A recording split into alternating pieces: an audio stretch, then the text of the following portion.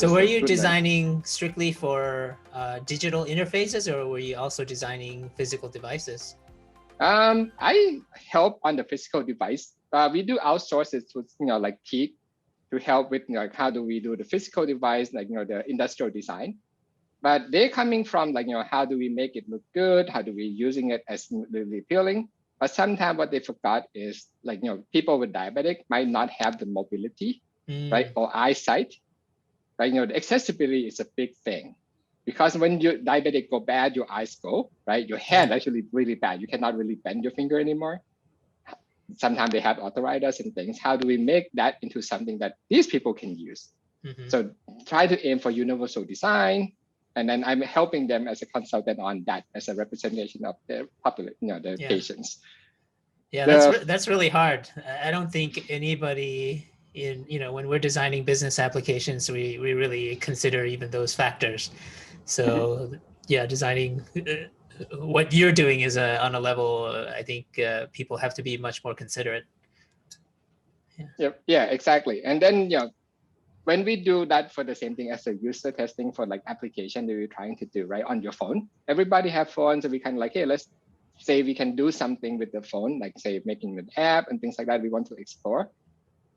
So I help like making the design, kind of the whole UX, and how is the app would fit into the bigger picture. But the fun one is the user testing part. So tell me about the healthcare application, right? So this is in the medical world, we have the 3 level of the medical device, right? Class 1 is something like the tongue presser, the thing that basically cannot do any harm, right? So, and class 2 is a little bit more, could cause some harm, but it's not dying. Let's put it that way, right? So maybe some sort of like the the braces and things like that, they kind of go into your your what do they call, like into your body sometimes. But then the third one is the class 3. This is something that can cause harm and can lead to death.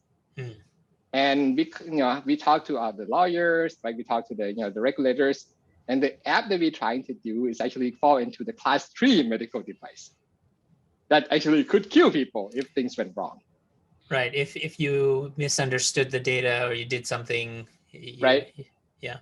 Yep. So yeah. So say like like you said, misuse the data. You say you look at your history, and for some reason your history was mixed in with your spouse because both of you have diabetic, which is pretty common. And then I see like, oh, hey, I haven't taken the medication today, therefore I'm gonna take it again, right? And double dosing could lead to death. As the hypoglycemia, like you see some news sometimes, like people kind of sway off the highway because they have hypoglycemia. That's what it does. Yeah, so it's for designers looking to get into this. It's really high stakes, and designing something wrong could be life threatening. I don't know if I want that kind of pressure on me. So I'm out personally. I'm out. Right, but the reward is awesome, right? When you see like we did go out for the user testing, right? And then when you see patients come to you and say like hey, thank you for making this. This will help change my life. Yeah, that make you feel really good. It's like you do something great for the world, and your design actually making somebody life actually better. Not just trying to sell some services and things. Right. But because of that, we cannot do like a quick release and learn. Like there's you go to the tech, right? You just release the MVP, try to get it out. A/B test, real time. A/B test, real time, right? With the mass population. Yeah. You can't with this thing. No. Right. And because of the way that the regulations works, it takes us 6 months to just schedule one user testing session. Oh, wow. So the feedback loop is really, really long, right? Like where some organizations, the feedback loop is you release a quick test, you get the results that day, and you learn something, you tweak it. You have to wait 6 months just to get the door. Yes, right. Yeah, this is like, so what we did was trying to just like, okay, and like, try to hack the system basically. Can we set up 6 or 10 user sessions in one time? I see. Right? So you load it up when you can do it. Yep, load everything up front, but that kind of like set up with the deadline. Yeah. Right? You really have to have something to testing Yeah. by the X date. Yeah.